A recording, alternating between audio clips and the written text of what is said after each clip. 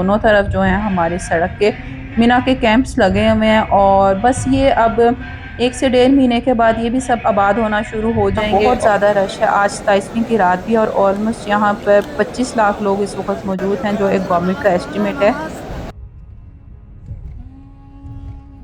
अस्सलाम वालेकुम, उम्मीद है सब खैरियत से होंगे। मैं हूँ सुंदस और इस वक्त हम जा रहे हैं जी मक्का। और मक्का के लिए इस वक्त हम रियाद से निकल रहे हैं बाय रोड। और जैसा कि आप जानते हैं कि रमज़ान का महीना है और आज है यहाँ पर 26 रमज़ान। और प्लान बस यही है कि जी उम्रा किया जाए। और जैसे कि बच्चों की छुट्टियाँ होती हैं यहाँ पे रियाद में, मिडिल ईस्ट में स्पेशली, तो उम्रे की तरफ रश हो जाता है। और वीडियोस पे क्लिप्स हमने भी देखे कि बहुत ज़्यादा रश हुआ हुआ था, लेकिन फिर यही है कि आपको दोबारा अपॉर्चुनिटी नहीं मिलती बच्चों के साथ, तो फिर यही सोचा कि क्यों ना ट्राई किया जाए। तो बस अभी हम निकले हैं और यहाँ से रियाद से जो है मक्का की हमारा ऑलमोस्ट 900 प्लस है किलोमीटर्स। और बस हम इस वक्त निकलते निकलते हमें काफ़ी लेट हो गई है। असूलन तो फजर के फ़ौरन बाद निकल जाना चाहिए, लेकिन इस वक्त काफ़ी सूरज निकल आया हुआ है और ऑलमोस्ट हमें तकरीबन 7 से 8 घंटे ताइफ तक भी लग जाते हैं और फिर उससे आगे 1 से 1.5 घंटा मक्का के लिए लग जाता है। जब आप रियाद, दमाम या आप मिडिल ईस्ट की तरफ से आते हैं तो आप इसी तरफ से जाते हैं और आपको जो आपने एहराम जहाँ से पहना है वो जगह है आपके लिए ताइफ। और वहीं से आपने फिर एहराम पहन के मक्का की तरफ मूव करना होता है। तो हम लोगों ने भी मक्का के लिए रास्ते में हमने ताइफ में ही स्टे करना है। हमारी मिकात जो है वो ताइफ में ही आएगी और वहीं से आगे फर्दर फिर एहराम पहन के हम आगे की तरफ जाएंगे। जब आपने सुबह सुबह निकलना हो और स्पेशली रमज़ान में निकलना हो तो आपके लिए ये बहुत कंपल्सरी जिसे कहते हैं एक चीज़ है कि आपकी नींद पूरी हो, क्योंकि आपने मुसलसल 7 से 8 घंटे ड्राइव करना है। तो ये एक कंपल्शन है कि अगर आप इस तरह से प्लान बनाएं तो अपनी नींद पूरी करके निकलें, क्योंकि यहाँ पे एक तो ड्राइविंग काफ़ी जिसे कहते हैं कॉम्प्लिकेटेड है और 140 प्लस स्पीड हो जाती है। तो उसके लिए आपको बहुत ज़्यादा ना केयरफुल रहना पड़ता है। रमज़ान में जब आप रोज़े की हालत में इस तरह से निकलते हैं कि आपको 7 से 8 घंटे मुसलसल ड्राइव करना है और उसके बाद फिर आपको आगे जाके एहराम बदलना है और फिर वहाँ से आगे आपको जाना है ड्राइव करके और फिर आपको उम्रा करना है। तो ये बड़ा एक लंबा और मुश्किल प्रोसेस हो जाता है। बस अल्लाह से यही दुआ है कि अल्लाह भी हमारे लिए आसानियाँ पैदा करे और पीसफुली हमने जो एक नियत की उम्रे की वो हमारा उम्रा हो जाए।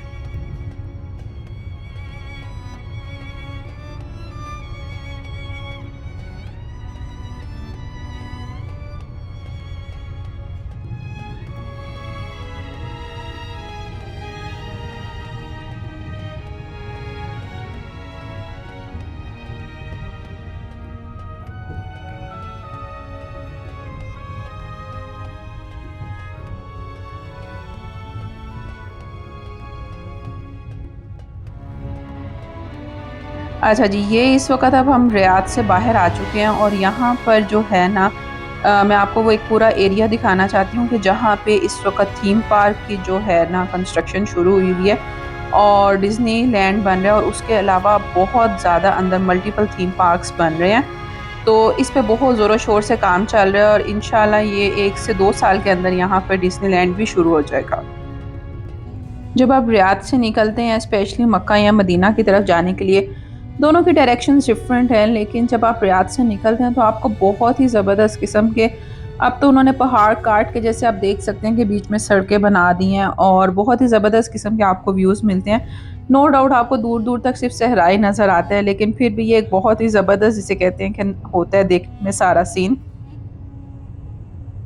अच्छा, जब हम घर से निकले तो हमें इस चीज़ का बिल्कुल आइडिया नहीं था कि आज जो है वो 27वीं की रात है, एक ताक रात है।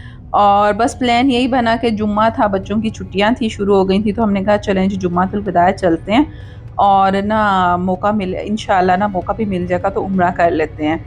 तो बात यही है कि जब हम रास्ते में पहुंचे तो हमें समझ आई कि वो जब डेट्स हमने चेक की तो समझ आया कि आज तो 27 की नाइट भी है और यहाँ पे जुम्मातुल विदा भी है आज तो वो सोच सोच के बस दिमाग में खिचड़ी पकना शुरू हो गई और डर भी लग रहा था कि अल्लाह मियाँ बस हमारा पीसफुली उम्रा कराए, कंप्लीट करवाए। और ऊपर से साथ हमारे बच्चे भी हैं और इतना रश हो जाता है यहाँ पे तो कि सफोकेशन बहुत ज़्यादा हो जाती है। और बच्चे हमारे छोटे हैं कि वो भी पहले तो हमेशा जब भी हम उम्रा करने जाते हैं तो बच्चे हमारे साथ चल के उम्रा करते हैं। तो इस बार भी अल्लाह मियाँ हमारे लिए आसानी पैदा करे और बस हम निकल आए हैं। तो आगे अल्लाह मियाँ हमारे लिए आसानियाँ पैदा करें। अच्छा, अब ये हम यहाँ से निकल रहे हैं, सहरा की तरफ आ गए हैं। मेन जो एक है ट्रंक आप कह लें या एक मेन रोड कह लें, तो वहाँ पे आप देखेंगे कि आपको हल्के-हल्के ना खजूरों के दरख्त नज़र आना शुरू हो जाते हैं। अच्छा, मक्का जाते हुए इतने ज़्यादा नहीं आते, कहीं-कहीं पे आते हैं। लेकिन जब आप मदीना जाते हैं और स्पेशली आप मदीना की हदूद के करीब पहुँच जाते हैं, तो आपको सिर्फ़ और सिर्फ़ ना खजूरों के बागात ही नज़र आते हैं। वहाँ पे आपको थोड़ा-सा डिस्टेंस पे आपको कैमल्स यानी कि नज़र आएँगे, और जब आप मदीना के करीब पहुँचेंगे, तो सिर्फ़ और सिर्फ़ आपको वहाँ पे खजूरों के बागात नज़र आते हैं। आपको मेन हाईवे पे साथ-साथ डायरेक्शंस मिलती जाती हैं कि आपने किस तरह से किस तरफ रहना है, और जो छोटे-छोटे शहर आते हैं बीच में, तो उनके बारे में भी डायरेक्शंस मिलती जाती हैं। अच्छा, जब आपका रोज़ा हो ना, तो पीसफुल मैं ये कहूँगी कि आपका स्टे जो है ये ट्रैवलिंग के दौरान आपका जो होता है ना, कि वो स्टे ज़रा ना पीसफुल इस वज़ह से भी होता है कि आपको ये पता होता है कि आपने कुछ खाना-वाना नहीं है, और हम बहुत ज़्यादा स्टे नहीं लेते हैं कि कंटिन्यूअस हम अपनी ड्राइविंग रखते हैं कि अगर एक थक जाता है तो दूसरा बंदा स्विच कर लेता है। तो जिसकी वज़ह से हमारा ये हो जाता है कि हमारा जो है ना कि सफ़र हम रोकते नहीं हैं, सिर्फ़ और सिर्फ़ फ्यूलिंग के लिए हम रोकते हैं या नमाज़ के लिए हम रोकते हैं, और वो भी जब हम एक हद से बाहर आ जाते हैं ट्रैवल करके, तो हम कसर नमाज़ अदा करते हैं ज़ोहर की और असर की। एक ही जगह पे रोकते हैं और दोनों के 2-2 नवाफ़िल जो 2-2 फ़र्ज़ हैं, वो अदा कर लेते हैं हम कसर, और इकट्ठे अदा कर लेते हैं। तो इस तरह से फिर हमारा जो है ना वो स्टे बहुत ज़्यादा लंबा नहीं होता और कंटिन्यूअस रहता है हमारा ट्रैवल जो है। अब इस वक़्त हम ताइफ़ के काफ़ी करीब आ चुके हैं, और हमने अपनी जिसे कहते हैं कि ज़ोहर और असर की नमाज़ पीछे रोक के पढ़ ली थी, स्टे पे ही अदा कर ली थी। और इस वक़्त यहाँ पे 3 बजने वाले हैं, और आप देख सकते हैं कि बादल आ रहे हैं और हल्की-हल्की बूँदा-बांदी भी इवन शुरू हो गई है। अच्छा, ताइफ़ जब जा रहे होते हैं हम ना, अक्सर ऐसा होता है कि ताइफ़ के रास्ते में ना बारिश होती है। तो बस वो यही है कि आपका स्टे ना आए, आपका यानी कि रुके ना सफ़र, आप आहिस्ता-आहिस्ता अपना कंटिन्यू रखें। बल्कि बारिश वग़ैरह होने से तो ये होता है कि ना आपका एक ना ठंडा जिसे कहते हैं कि सफ़र गुज़रता है।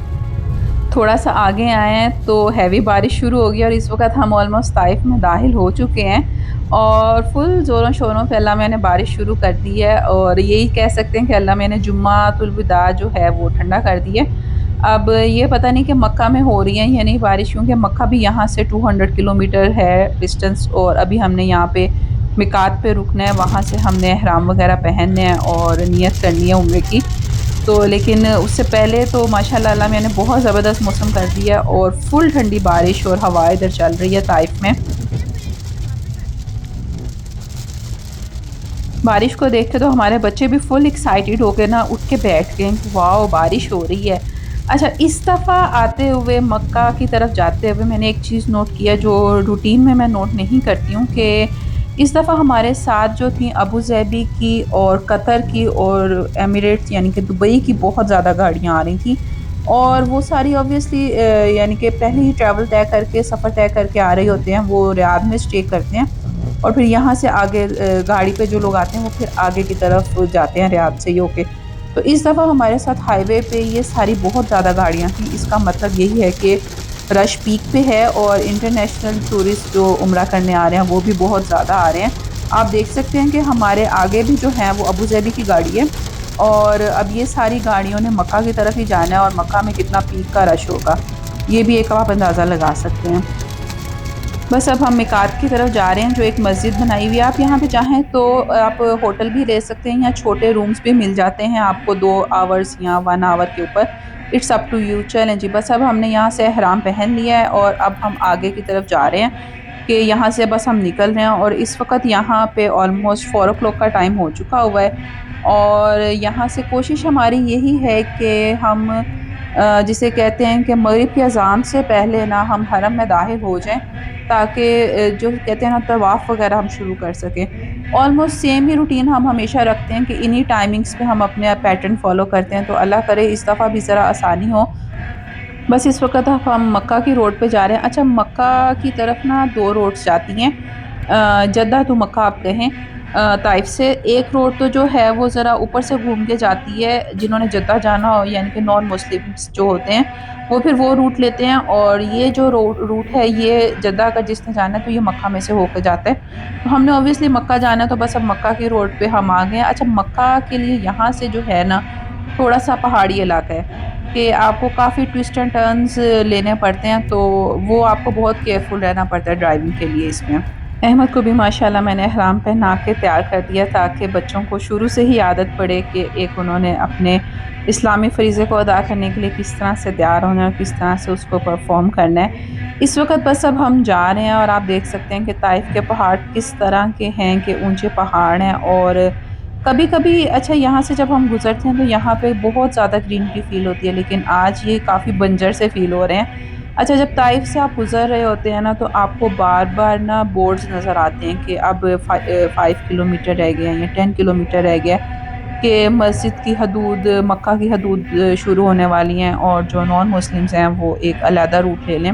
हर रूट पे जो टर्न्स होते हैं वहाँ पे ये बोर्ड्स लगे होते हैं, क्योंकि ये जब से वो आप सल्लम का वो ट्रीटी हुआ हुआ है मुशरिकीन से हुआ था, तो उसके बाद से ये आज तक इम्प्लीमेंट है कि मक्का में कोई भी नॉन मुस्लिम एंटर नहीं हो सकता, और खुदा ना खास्ता अगर वो पकड़ा जाए तो फिर उसके लिए बहुत बुरी सज़ा है। तो ये भी जैसे अब आप देख सकते हैं कि एक बोर्ड लगा हुआ है, बार-बार वो वार्निंग्स आ रही हैं कि आप अगर कोई है तो वो निकल जाए, इस रास्ते से हट जाए। और ये एक फ़ाइनल अब आ गया, हदूद आ गई और ये बोर्ड भी आ गया है, और साथ ही उन्होंने रोड भी दिया हुआ है कि अगर कोई नॉन मुस्लिम है तो उस तरफ हो जाए। चलें जी, अब यहाँ से हम बस मक्का की हदूद में एंटर हो गए हैं और अब एक यहाँ पे फ़ाइनल चेक पोस्ट आनी है, और यहाँ पे हम ज़रा सा थोड़ा सा थक गए थे बिल, तो मैंने ड्राइविंग ले ली और अब बस मक्का में एंटर होने वाले हैं। अच्छा, यहाँ पे फ़ाइनल चेक पोस्ट आनी है। अब उस पर ये है कि रमज़ान में ये आपको अपनी जो अगर आप प्राइवेट गाड़ी लेकर आते हैं तो वो मक्का में एंटर नहीं होने देते, लेकिन शायद वो मैं ड्राइव कर रही थी, फीमेल ड्राइवर थी या क्या था कि उन्होंने बच्चे मेरे साथ देखे, तो उन्होंने मुझे नहीं रोका और मैं मक्का में ही माशाल्लाह से गाड़ी लेकर आ गई। और अल्लाह का शुक्र है कि उन्होंने हमें नहीं रोका, क्योंकि अगर आपके पास गाड़ी हो मक्का में तो आपके लिए बहुत आसानी हो जाती है। जैसा कि आप जानते हैं कि टैक्सी ड्राइवर्स बहुत तंग करते हैं, तो फिर आपको उनसे बचने के लिए आपके पास अपनी कन्वेंस का होना बहुत ज़रूरी है।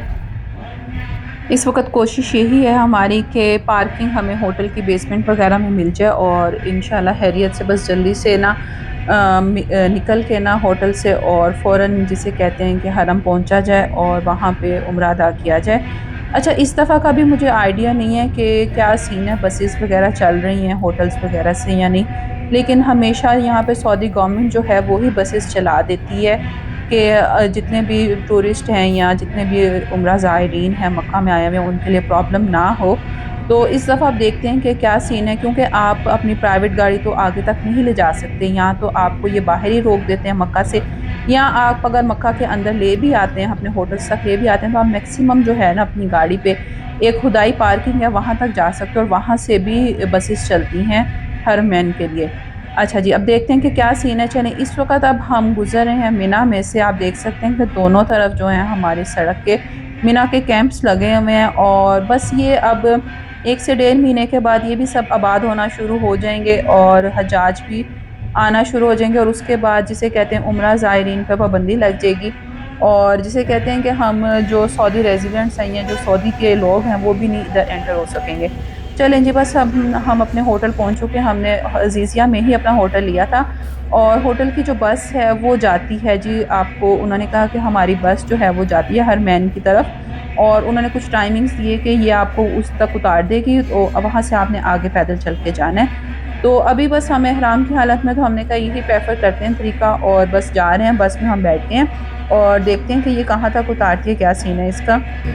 आप जब मक्का में बस में या गाड़ी में ट्रैवल कर रहे होते हैं तो आपको चारों तरफ जिसे कहते हैं कि उम्रा ज़ायरीन नज़र आते हैं, और इससे आपको अंदाज़ा लग जाता है रमज़ान में स्पेशली कि रश कितना ज़्यादा है। और ये भी मैं आपको बता दूं कि इस टाइम पे ना आपको टैक्सी वाले बहुत तंग करते हैं, कि जो रूटीन में एक अगर आपका 10 टू 15 रियाल आपका बिल बनता है ना, कि जहाँ पे वो आपको ड्रॉप कर सकते हैं हरम के पास, तो वो आपसे 150 रियाल मांगेंगे, 200 रियाल मांगेंगे। तो इन चीज़ों से इंसान का काफ़ी एक दिल भी ख़राब होता है, लेकिन क्या कर सकते हैं। चलें जी, बस इस वक्त हम अब पहुँच गए हैं, हरमैन की तरफ जा रहे हैं, और बस ने हमें काफ़ी दूर उतारा था। ऑलमोस्ट 1.5 किलोमीटर चल के हम हरमैन की हदूद में दाखिल हुए हैं, और इस वक्त हम ना मेन दरवाज़े की तरफ जा रहे हैं, क्योंकि वहीं से उन्होंने अलाउ किया है कि आप जितने भी एहराम में लोग हैं वो वहीं से एंटर होंगे और वो जाके उम्रा अदा कर सकते हैं नीचे। माशाल्लाह हम जल्दी ही पहुँच गए। अभी यहाँ पे असर की अज़ान शुरू हुई है।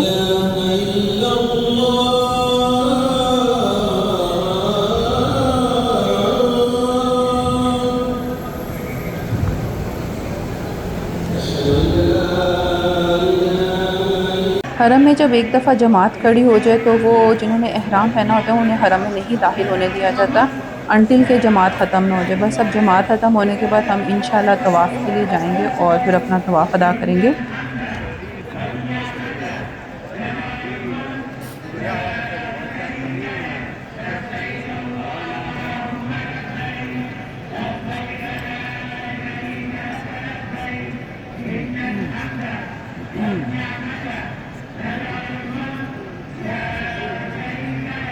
रश बहुत ज़्यादा था नीचे तवाफ़ के दौरान। इवन स्टक होकर बहुत मुश्किल से हमने अपना ऑलमोस्ट 2 से ढाई घंटे के अंदर हमने अपना तवाफ़ कंप्लीट किया।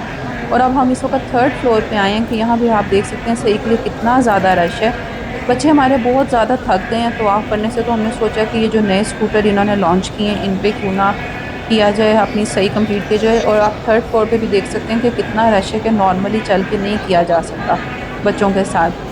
तो इस वक्त अब हम रोज़ा खुल चुका है, मगरिब की अज़ान हो चुकी है, तो अपनी हम स्कूटर के लिए लाइन में लगे हैं और उसकी भी बहुत लंबी लाइन है कि बहुत सारे लोग जो हैं वो ये विलिंग आप देख सकते हैं कि उनको भी बारी नहीं आ रही है कि स्कूटर भी कम है। तो बस यहाँ पे हमें तकरीबन 45 मिनट्स के बाद मुझे पर्ची मिली और डबल सीट स्कूटर का मैंने 115 रियाल पे किया, हालांकि जबकि सिंगल सीटेड जो है उसके आपको 89 रियाल पे करने पड़ेंगे।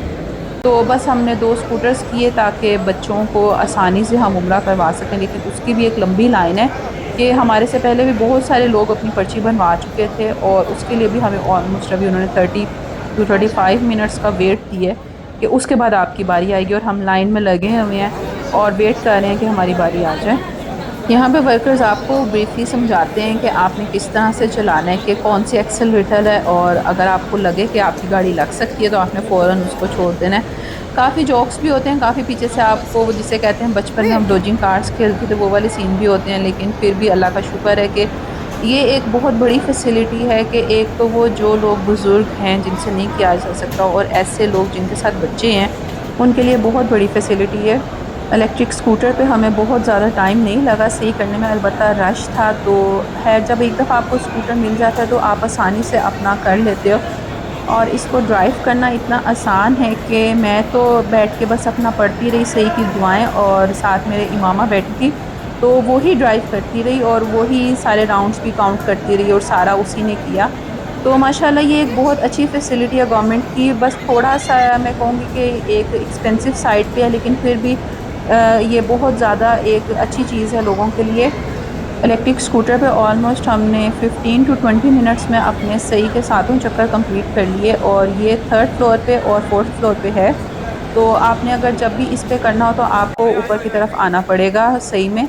चलें जी, बस अपनी सही कंप्लीट करके बाहर की तरफ जा रहे हैं और बहुत ज़्यादा रश है। आज 27वीं की रात भी है और ऑलमोस्ट यहाँ पर 25 लाख लोग इस वक्त मौजूद हैं, जो एक गवर्नमेंट का एस्टिमेट है। बहुत ज़्यादा रश है और बहुत ज़्यादा थक चुके हैं। बस यहाँ से अब अपने होटल जाएंगे और अपनी दुआ में बहुत ज़्यादा याद रखिएगा and don't forget to subscribe share and comment my channel. Until my next vlog, अल्लाह हाफिज़।